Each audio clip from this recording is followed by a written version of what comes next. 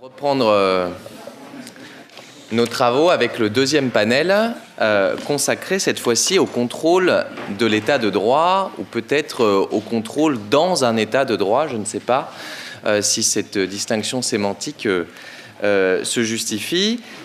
L'idée ici étant évidemment de s'attarder sur un aspect central de l'état de droit qui est cette dimension du contrôle, puisque sans contrôle il ne saurait y avoir d'état de droit, et le point commun de toutes les interventions qui vont suivre sera de s'interroger sur les acteurs de ce contrôle et sur la place respective des différents acteurs qui sont nombreux. Il y a évidemment le juge, on en a parlé, mais également des organes politiques, on pourrait parler des associations, des médias, et de savoir du coup quelle est la place respective de chacun. Alors sans plus tarder, parce qu'il devra nous quitter pour aller officier à la Manufacture des Tabacs tout à l'heure, pour un cours de droit constitutionnel, je laisse la parole à Philippe Blachère qui évoquera dans un premier temps le contrôle parlementaire de l'état de droit.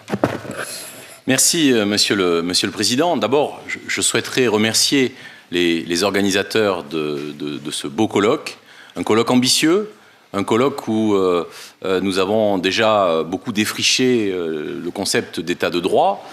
À titre personnel, j'ai beaucoup appris, j'ai apprécié les interventions des spécialistes du droit de l'Union européenne, et je dois d'ores et déjà m'excuser, je ne suis pas un spécialiste de ce sujet, je suis un interniste, spécialiste de droit constitutionnel, donc de droit national, et je ne vais peut-être pas être à fond dans le sujet.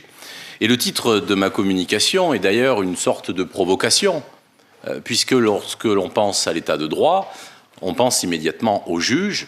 Et je vais préalablement citer la référence en la matière, le professeur Jacques Chevalier, qui, dans un ouvrage qui fait autorité sur le sujet, écrit que la liberté, dans un état de droit, la liberté des décisions des élus est à tout niveau encadrée par l'existence de normes juridiques dont le respect doit être garanti par l'intervention d'un juge.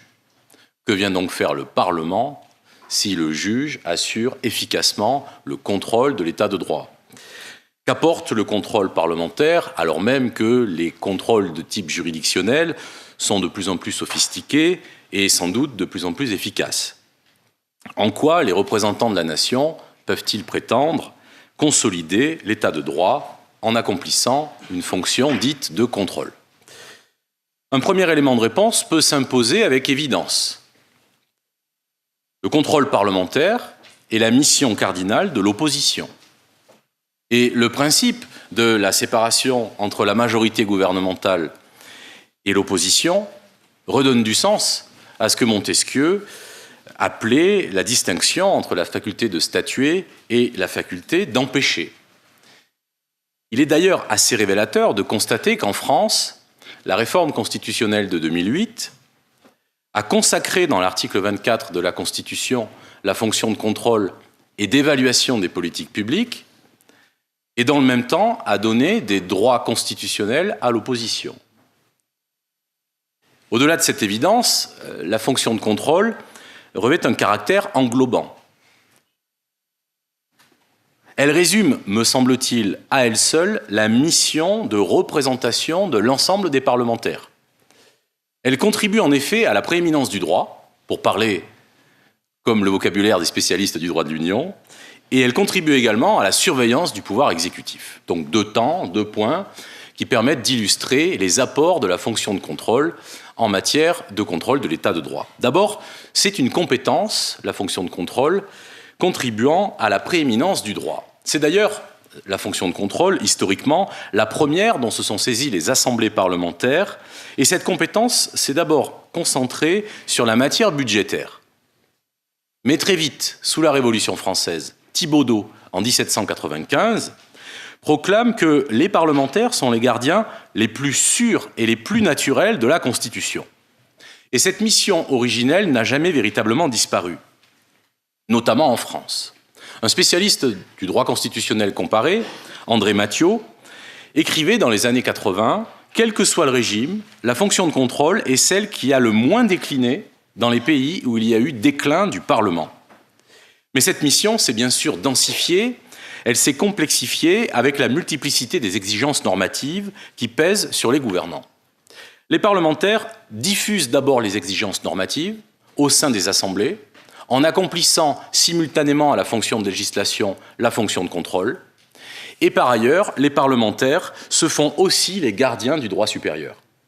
D'abord, par le contrôle, les parlementaires diffusent les exigences normatives sur la loi en fabrication. Alors, la chose est bien connue en ce qui concerne les exigences de constitutionnalité. Dans tous les États, il y a une sorte d'anticipation de la part des parlementaires des éventuels défauts de constitutionnalité des textes en fabrication. Et à cet effet, les parlementaires peuvent mobiliser différents instruments, qui s'appellent des motions de rejet, pour essayer de bloquer des textes éventuellement contraires à la Constitution et qui feraient l'objet d'une censure de la part du juge constitutionnel. Mais ce qui est peut-être moins connu, c'est qu'il en va de même en ce qui concerne le droit de l'Union et le droit européen, le droit de la Convention européenne des droits de l'homme. Et à cet égard, il faut souligner le rôle très actif des commissions aux affaires européennes qui siègent en France au sein des deux assemblées, mais qui siègent également dans l'ensemble des parlements nationaux et qui jouent le rôle à la fois de diffuseurs des exigences normatives issues de l'Europe et en même temps qui permettent de favoriser une sorte de culture du droit européen au moment où les lois sont en fabrication. Si bien que, d'une certaine manière, il convient de dissiper la distinction anachronique entre, d'un côté, la faculté de d'écrire la loi, de légiférer, et de l'autre, la faculté de contrôler. Le contrôle et la législation sont étroitement imbriqués au moment où les parlementaires l'exercent. Mais par le contrôle, les parlementaires se font également les gardiens du droit supérieur. Alors je ne vais ici citer qu'un seul exemple. On pourrait développer en montrant que, d'une part, les parlementaires exercent un contrôle complémentaire à celui du juge, voire même parfois préalable. En France, par exemple, la question de l'irrecevabilité ou du déclassement ne peut pas s'exercer si le parlementaire n'a pas préalablement agi, le juge intervenant dans sa foulée. Mais on peut également citer, et ça me semble plus important, le fait que le juge ne contrôle pas toutes les normes. Prenons l'exemple des projets de loi constitutionnelle.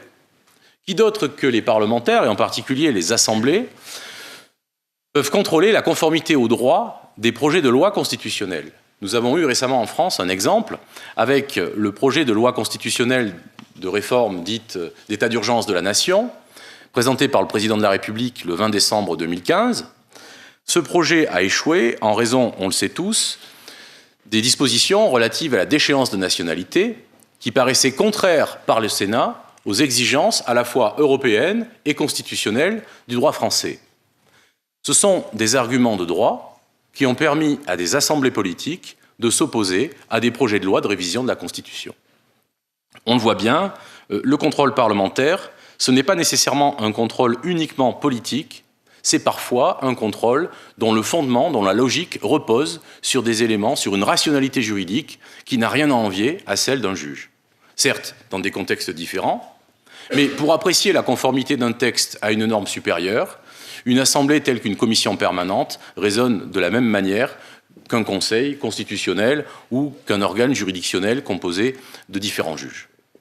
La compétence est donc, premièrement, une compétence qui contribue à la prééminence du droit. Mais la fonction de contrôle permet également, c'est le second point, d'assurer une surveillance de l'exécutif. La fonction de contrôle des parlements s'est adaptée aux évolutions des régimes politiques en Europe et en particulier à ce que Pierre Rosanvallon appelle à la présidentialisation des régimes. Le contrôle parlementaire a sans doute été dissocié de la faculté de renverser le gouvernement. D'abord parce que le fait majoritaire rend caduque cette possibilité dans la plupart des États, et ensuite parce qu'il est sans doute préférable et préféré d'avoir une stabilité ministérielle plutôt qu'une instabilité chronique. Mais contrôler aujourd'hui a changé de signification. Pour un parlementaire, contrôler l'exécutif signifie être doté d'instruments pour apprécier de façon continue l'action de l'appareil d'État, y compris dans des matières telles que la politique européenne ou la politique étrangère. Dans ces conditions, la fonction de contrôle permet d'exercer ce que Pierre Rosanvallon appelle une souveraineté d'empêchement. Et cette surveillance de l'exécutif poursuit différents objectifs. Elle peut être, premièrement, un moyen pour les parlementaires, et notamment les parlementaires de l'opposition, d'être associés aux décisions prises par l'exécutif. Il me semble que sur ce point, la Grande-Bretagne offre un cas assez révélateur et saisissant de dialogue constructif entre les commissions permanentes, la Chambre des Lords et son gouvernement. Et je vous renvoie sur ce point aux chroniques qui sont excellentes de mon collègue Aurélien Antoine sur son blog L'Observatoire du Brexit. Et l'actualité incite également à privilégier deux autres finalités du contrôle de l'action de l'exécutif. Actualité en France notamment, la surveillance a été récemment destinée à surveiller notamment le respect des libertés publiques dans le cadre de l'état d'urgence et d'autre part à vérifier le respect d'obligations déontologiques de la part des membres du gouvernement. Alors la surveillance d'abord pour vérifier le respect des libertés publiques. Je ne reviens pas ici, faute de temps, sur les épisodes liés au contrôle parlementaire durant l'état d'urgence, mais je rappellerai simplement que pour la première fois en France, les commissions des lois des deux assemblées parlementaires se sont dotées des pouvoirs d'une commission d'enquête pour opérer un suivi des mesures prises pendant l'état d'urgence. Et ces commissions d'enquête n'avaient évidemment pas pour but de contester le gouvernement en place, n'avaient pas non plus pour objectif d'empêcher l'exécutif d'exercer ses missions, mais étaient destinées à assurer à la fois de la transparence dans l'action publique et éventuellement à proposer des évolutions des textes législatifs et réglementaires en matière de police administrative. Et il me semble que ce suivi est un succès et il montre bien une sorte de complémentarité entre les fonctions que peuvent exercer les élus de la nation et les contrôles exercés en France, opérés par les juridictions, notamment les juridictions administratives en l'espèce. Mais cette surveillance, elle permet aussi de vérifier non pas des exigences liées au respect du droit supérieur, mais dans les démocraties, il y a des valeurs, comme le disait tout à l'heure le professeur Tinière, et la déontologie fait partie de ces valeurs. Être élu ne suffit plus pour gouverner légitimement. Aujourd'hui, il faut respecter ce qu'on pourrait appeler la moralité publique. Et les commissions parlementaires sont des moyens d'investigation permettant de prendre à témoin l'opinion publique pour mettre en évidence des éventuelles violations de ces obligations déontologiques de la part de l'appareil d'État. Alors en France, nous avons des commissions d'enquête qui récemment se sont réunies, ont rédigé des rapports pour faire la transparence sur certaines affaires. On peut citer l'affaire Cahuzac, on peut citer également la gestion de la grippe H1N1. Dans ces deux exemples, les commissions d'enquête, les instances parlementaires, ont eu pour objectif à la fois de recueillir des éléments d'information pour informer, c'est le rôle des parlementaires, mais également d'attirer l'attention sur les réformes à apporter au cadre constitutionnel d'exercice du pouvoir, en insistant sur les obligations déontologiques des membres du gouvernement et sur la nécessaire prévention des conflits d'intérêts entre le monde politique d'une part et le milieu de l'industrie pharmaceutique d'autre part. On le voit bien, on comprend pourquoi dans le numéro de la revue Pouvoir consacré au contrôle parlementaire, l'un des grands spécialistes du sujet peut écrire que contrôler de la part des élus devient aussi, à côté du contrôle juridictionnel, l'un des piliers de l'état de droit. Merci beaucoup.